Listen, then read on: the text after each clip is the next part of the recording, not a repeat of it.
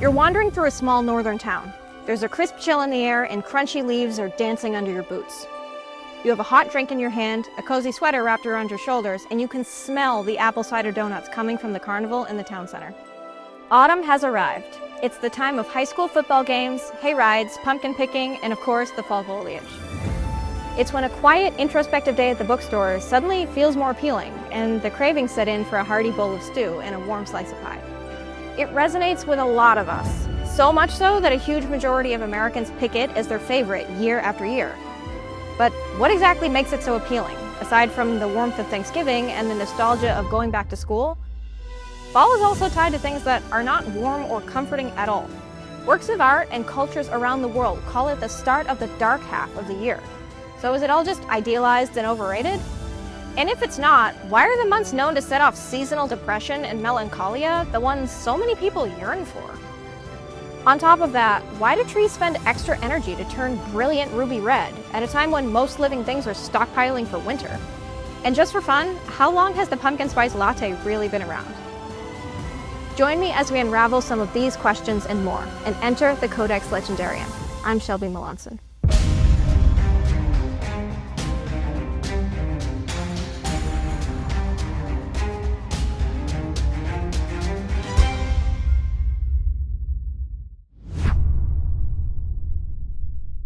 No matter how you slice it, it being the pumpkin pie, a lot of people like fall. Formal surveys taken every year since 2023 say 40% of Americans name fall as their favorite season, more than twice the vote for the runners-up, spring and summer. That number jumps up even higher for other smaller surveys with different demographics. Check out this poll from BuzzFeed, which gets more female readers than men, mostly 18 to 34, or these from the subreddit r/polls. On top of that, half of respondents say that fall puts them in a better mood. Millennials and Gen Z take this about 10 steps further with an almost cult-like following of all things pumpkin spice. And that enthusiasm has spurred companies to bring fall flavors back to their shelves and their menus earlier every year. Starbucks brings back its famed PSL almost a month earlier now than it did 10 years ago. Not to mention, every grocery store, candle company, and soap maker known to man also gets in on the fall scented action.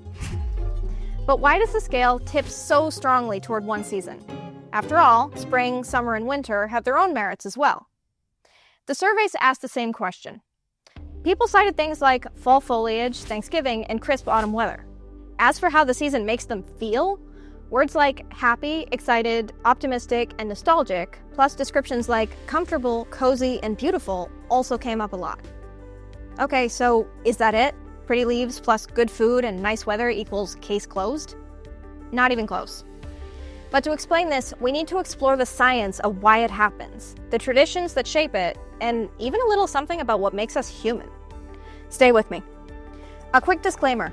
A lot of this applies to people who live in temperate climates specifically, and not everyone experiences #sweater weather in their part of the world the way it appears on Instagram.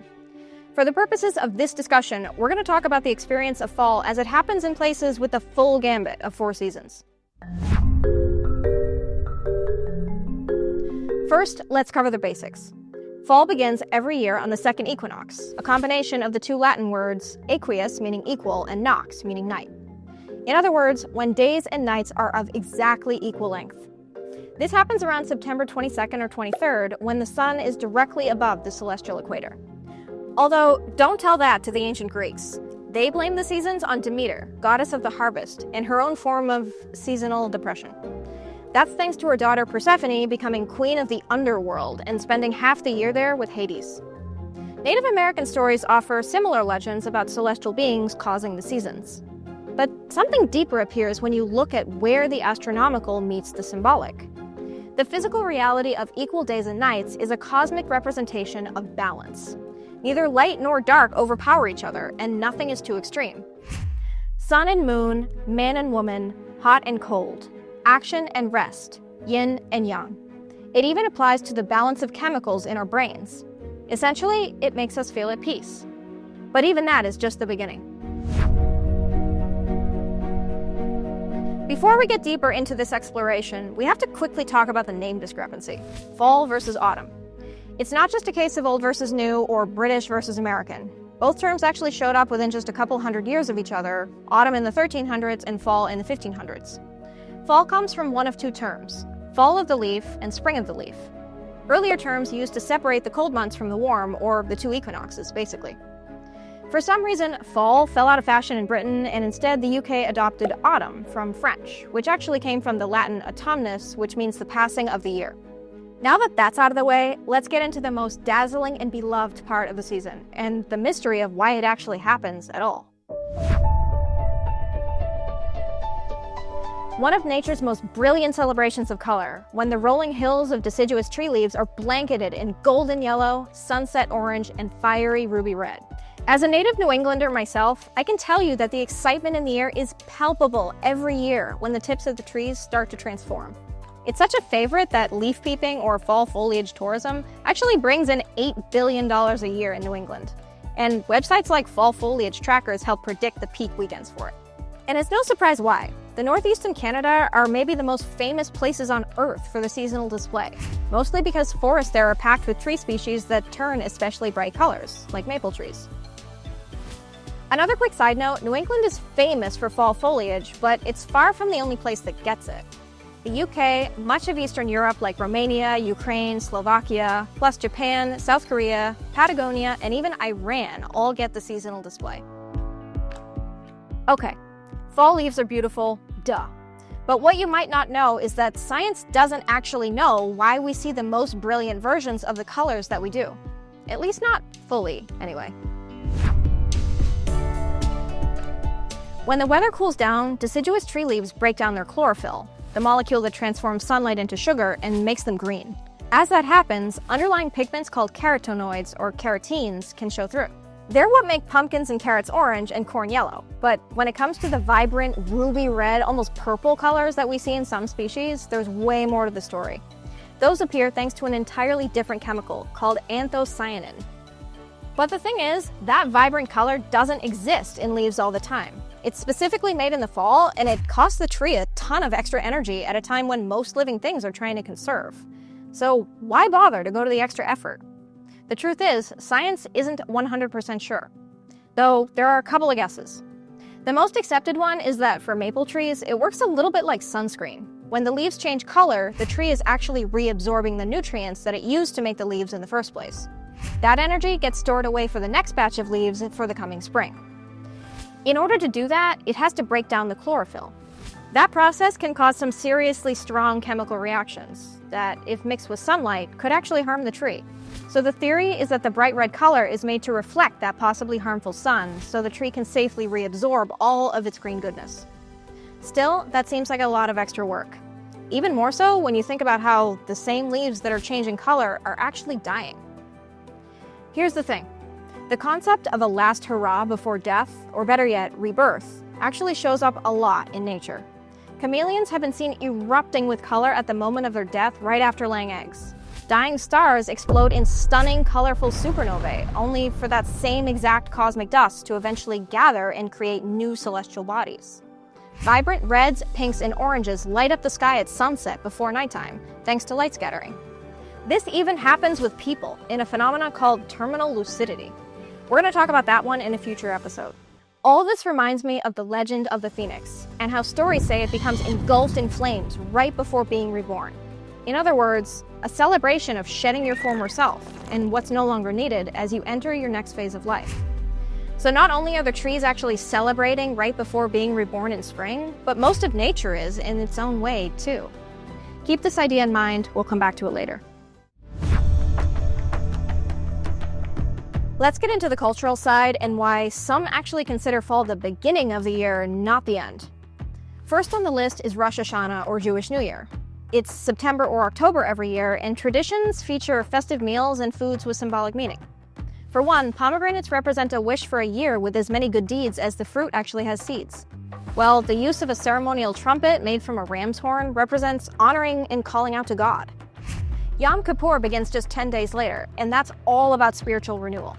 It's a time to let go of emotional baggage and start fresh, just the same as the trees shedding their leaves.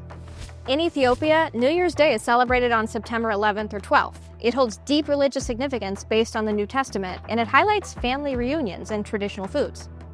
Over in India, there's Diwali, or the Festival of Lights. It's when colorful designs decorate the streets, homes are adorned with candles, and fireworks light up the sky. It's not the official Hindu New Year, but it is considered a time of new beginnings, cleaning the soul, and spiritual reflection. Above all, it marks the victory of Dharma, or universal truth, over adharma. In other words, light winning over darkness, or good overcoming evil. In Orthodox Christianity, the Day of Creation, or Feast of Creation, is celebrated on September 1st, and it honors God's creation of the universe. Are you noticing a theme here? The same holidays that celebrate autumn are the same ones celebrating the renewal of the year, a rebirth of spirituality, and even the beginning of everything. But there are a ton of other fall festivals, and most of them specifically celebrate the harvest. Throughout history, this was a time when even peasants could feast like kings for once. Many of them are dedicated to honoring specific gods, while others focus on the blessing of bountiful crops, just like Thanksgiving here in America. Another of the most famous is China's Mid-Autumn Festival, or the Moon Festival. It's been around for 3,000 years and celebrates the legend of Chang'e, or the goddess of the moon and her jade rabbit. It also highlights a story about a magical tree and a woodcutter who became a spiritual practitioner. But unfortunately for him, he got lazy, and as punishment, he was banished to the moon. Moral of that story, self-improvement should not be taken for granted. And also, if you haven't tried mooncakes yet, you need to. They're amazing. Other autumn holidays celebrate the cycle of life and death. It marks the time when days get short and the darker half of the year begins, with paying respects to ancestors, spiritual connection, and even when the veil between the living and the dead is thinnest. These are holidays like Dia de los Muertos in Mexico and Latin America, the Autumn Equinox Day in Japan, and Christian religious holidays like All Saints' Day and All Souls' Day. Just as F. Scott Fitzgerald said in The Great Gatsby, life starts all over again when it gets crisp in the fall. Okay, so just about every fall holiday involves themes of renewal, spirituality, gratitude, and the cycle of life. No matter what version you celebrate, most of us associate them with warmth and comfort. And according to psychology, that kind of nostalgia is another reason we like fall so much. Let's break that down. Besides holidays, many of us associate fall with memories of going back to school. But before you start rolling your eyes at the incoming homework, think about the rest of it. In an interview, a sociology professor at Dartmouth College pointed to things like seeing our friends again and going shopping for new clothes, shoes, and school supplies. The start of a new year also means new goals, academic, athletic, or otherwise. It's a chance to get back to the comfort of a daily routine as well, after the unpredictability of summer. Most of us follow that pattern until we're at least 18, if not longer in college, and it sticks with us way into adult life. Think about it. You're probably way more likely to break out a book or start a new hobby, pick up a new skill, or even do some inner reflection once the weather gets cold and you're staying indoors more. Bonus points if any of those skills have to do with other seasonal comforts like cooking or baking. And just like that, the season becomes what psychology calls a temporal landmark. Basically, that's a point in time where someone starts a new chapter in their life or turns over a new leaf. These are mile markers that separate the past from the present, including the past and present versions of ourselves. And in the fall, the new version is probably the one that saw personal growth or self-improvement thanks to reading that book or achieving that goal or learning that skill. And the funny thing about humans is we are deeply driven by this. Keep that in mind. We're going to come back to this point. Let's look at another theory from psychology, all about autumn's signature reds, oranges, and yellows. Fall brings us a burst of rich, warm colors, and an area of study called color psychology says that has a huge impact on our brains. Artists have been saying this for centuries. Color influences emotions, so much that some incorporate it into holistic health treatments, healing practices, and even religious rituals. The power makes sense. Color is transmitted to our eyes through wavelengths of light, the exact same way information is carried through sound and even brain waves. And those frequencies are powerful. I talked way more about this in a previous episode, so check that one out if you haven't seen it. Yellow brings us feelings of joy and excitement. Orange also inspires joy with the side of warmth and kindness. Red is in a class of its own though, sparking excitement, passion, and love. That last one might have something to do with why fall is affectionately considered poet season or the season of love. Let's jump over from the mind to the body. For one, a lot of fall lovers consider the season's temperatures a bit like Goldilocks' porridge, if you will. Hear me out. Winter is frigid, summer is sweltering. That matches up with research that shows people are way less happy when it's hotter than 70 degrees outside or colder than 50. And that unhappiness gets worse when it's hotter rather than colder. Other studies show we actually think more clearly, remember more easily, and have way less brain fog when it's cooler outside. All that might also explain a particular kind of fall meme on social media. You know the ones. Me on the first day of fall, even though it's still 90 degrees outside. There's more. Studies say we experience things more deeply when there's a contrast, including temperature, meaning the experience of being warm is more powerful when compared to cold. My personal theory is that this plays into something I personally like to call cold room, warm blanket phenomena. It's the kind of special comfort and deep sleep that comes from being warm under a pile of blankets in a freezing cold room. This happens with our clothing too, hence the whole excitement over #sweater weather. As a bonus, being bundled up also offers a different kind of comfort, specifically for those of us who might not be as comfortable in summer beachwear. As for our other senses, taste and smell are a huge deal too. Science says we actually taste mostly with our noses. 25% of taste is in the mouth, with a whopping 70% from smell. Because of that, scent has a direct and very powerful connection to our brains and our memories.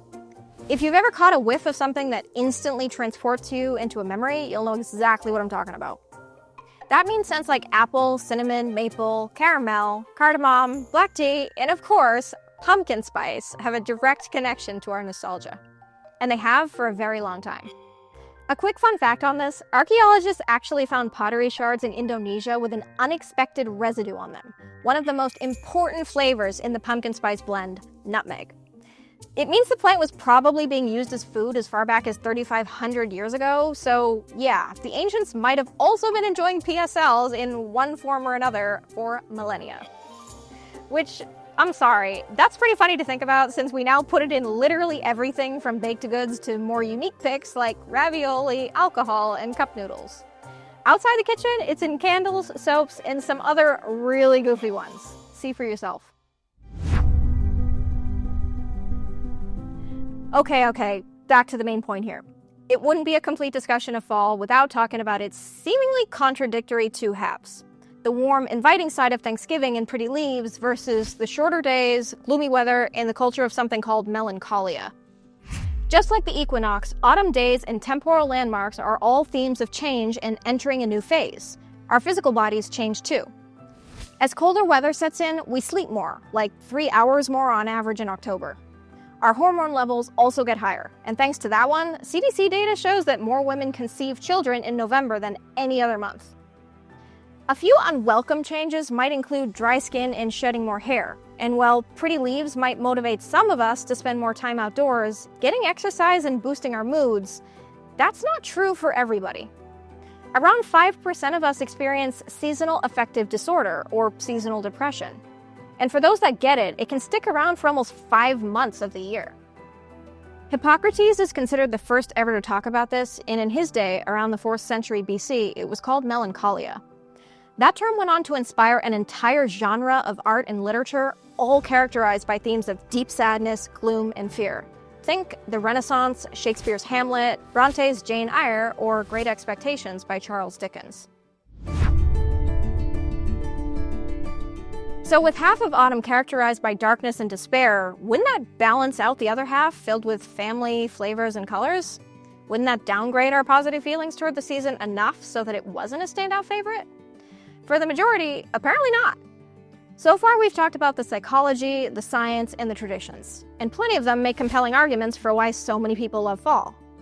But if you ask me, there's one more element that doesn't really get talked about, and it has to do with the core of human nature. What's at the root of our humanity? Well, depends who you ask. Some say we're all basically selfish. Tolkien wrote in Lord of the Rings that the hearts of men are easily corrupted. Others say it's a case of nurture versus nature, and still others say it's a choice. Like an old Cherokee story that says we all have 2 wolves inside us, one evil and one good, and who we are depends on which one you feed.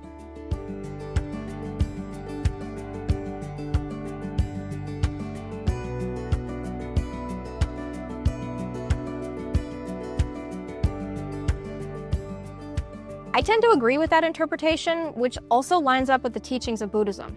We all have a good side and a bad side. However, we're all coded with the wish to become better. I hear you. What does any of that have to do with liking pumpkin spice, right? If you've made it this far, thank you for sticking with me.